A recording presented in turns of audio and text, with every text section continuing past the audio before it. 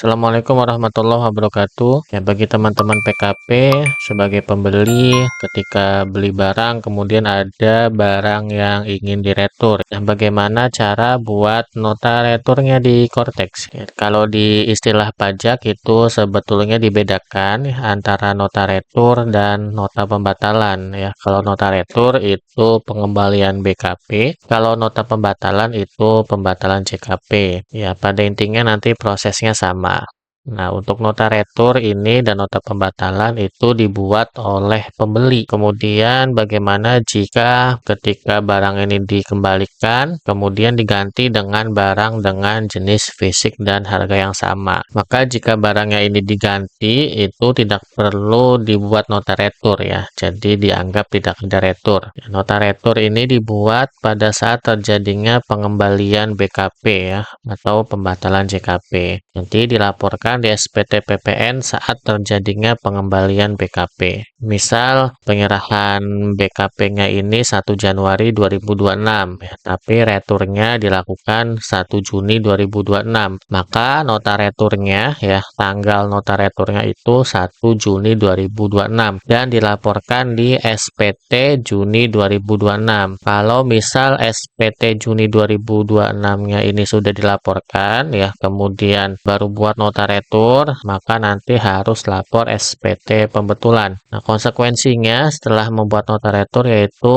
untuk penjual pasti dia akan mengurangi pajak keluarannya. Dan untuk pembeli jika PM-nya dikreditkan maka akan mengurangi pajak masukan. Kalau PM-nya tidak dikreditkan tapi dijadikan biaya atau dikapitalisasi dengan harga perolehan, maka dia akan mengurangi biaya atau harga perolehannya. Kita langsung saja kasus yang pertama, jika pembelinya PKP. Contohnya PT ABC menjual barang X kepada PT GHI 12 unit, harga per unitnya 1 juta. PT GHI mengembalikan 2 unit karena cacat dan tidak diganti dengan unit baru. Apa yang harus dilakukan oleh PT GHI dan PT ABC? Ya, pembeli dapat membuat nota retur, ya pembelinya PT GHI, nanti PT GHI yang buat nota retur, kemudian penjual menerima nota retur dari pembeli. Nah, jika penjualnya mengganti barangnya dengan jumlah dan harga yang sama, maka tidak perlu dibuat nota retur. Opsi lainnya selain membuat nota retur yaitu bisa juga dengan penjual membuat faktur pajak pengganti ya, tinggal diganti jumlah unitnya. Tapi di sini kita bahas yang buat nota retur. Sekali lagi retur dilakukan oleh pembeli. Nanti pembeli membuat nota retur masukan ya di menu e-faktur, kemudian e-faktur, kemudian pajak masukan, nanti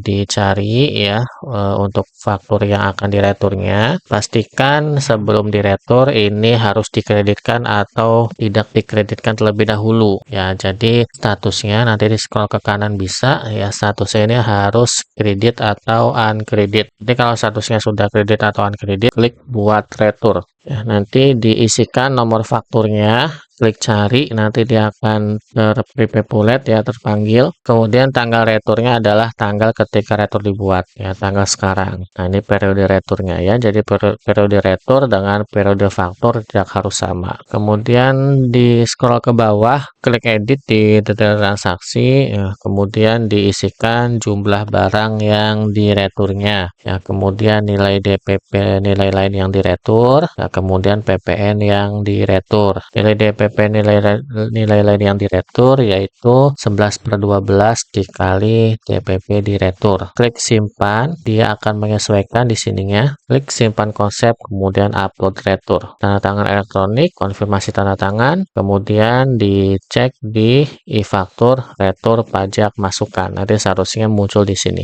Nah, ini nanti nota returnya bentuknya seperti ini. Dari sisi penjual nanti dicek di e-faktur, retur pajak keluaran. Seharusnya nanti ada di sini. Bagaimana jika pembelinya non PKP? Apakah pembeli non PKP dapat meretur? Sama, bisa. Kalau pembeli non PKP, yang pertama dipastikan pembelinya harus punya akun Cortex-nya terlebih dahulu ya. Aktivasi akun Cortex terlebih dahulu. Kalau sudah aktivasi akun Cortex, minta sertifikat elektronik. Kalau itu sudah, silakan ke menu e-faktur, retur faktur pajak masukan buat retur. Isikan nomor fakturnya, klik cari, nanti dia akan terpopulate, klik edit, detail transaksi, kemudian isikan jumlah barang yang direturnya, DPP nilai lainnya, PPN-nya, klik simpan, kemudian simpan konsep, upload retur, tanda tangan elektronik, konfirmasi tanda tangan, dan sudah jadi di retur pajak masukan. Untuk penjual dicek di retur pajak keluaran. Bagaimana jika faktur sudah diretur kemudian diretur lagi? Misal tadi kan dikembalikan 2 barang kemudian dikembalikan lagi 3 barang misal. Bisa atau tidak? Bisa saja. Silakan bisa buat nota retur lagi.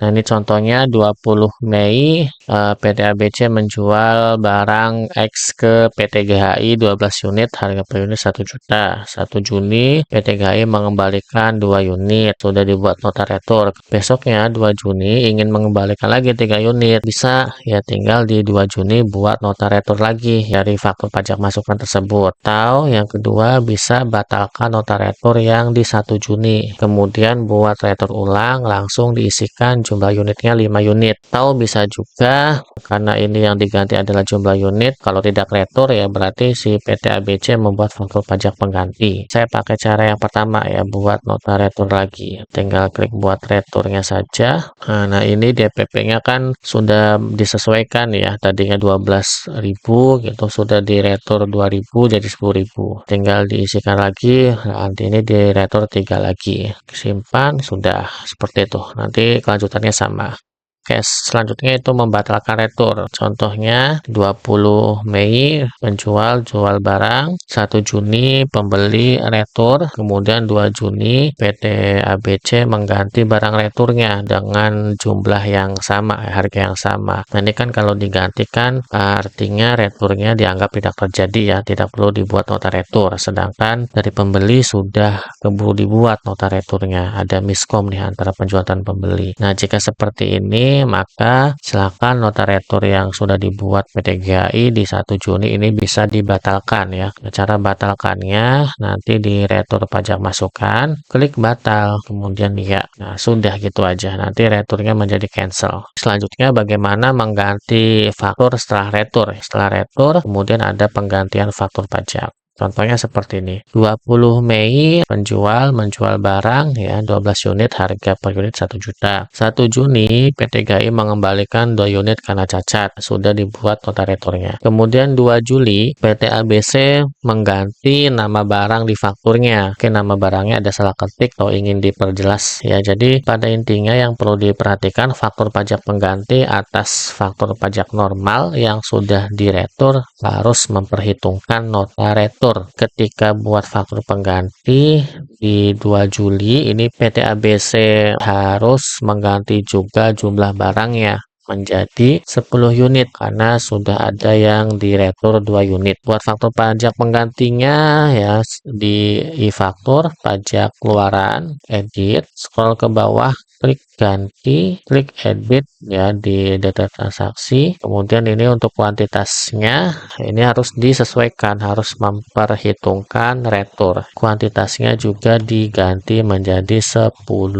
Kemudian ini barangnya tadi kan ingin diganti ya nama barangnya. Kemudian kalau sudah, klik selesai. Nah, ini untuk kuantitasnya kita harus menggantinya manual ya. Jadi kita harus memperhitungkan. Jadi si koteksnya tidak otomatis mengetahui kalau ada retur atas faktur pajak yang diganti ini gitu. Jadi kita harus ganti manual ya. Ini harus diperhatikan. Kemudian klik simpan penggantian tanda tangan elektronik, sudah. Kemudian bagaimana cara membatalkan faktur setelah retur? Nah, contohnya setelah 1 Juni dilakukan retur, di 2 Juninya PT ABC dan GHI sepakat membatalkan transaksinya. Apa yang harus dilakukan? Ada 2 opsi. Yang pertama, PT GHI sebagai pembeli batalkan returnya. Setelah retur dibatalkan ya tinggal PT ABC membatalkan faktur pajaknya. Atau bisa juga PT GHI membuat retur sejumlah sisa barangnya. Kan tadi sudah diretur 2 unit unit, ya tambahkan saja lagi ya returnya jadi 10 unit. Atau misal batalkan retur yang 2 unit, kemudian buat retur atas 12 unit. Begitu cara buat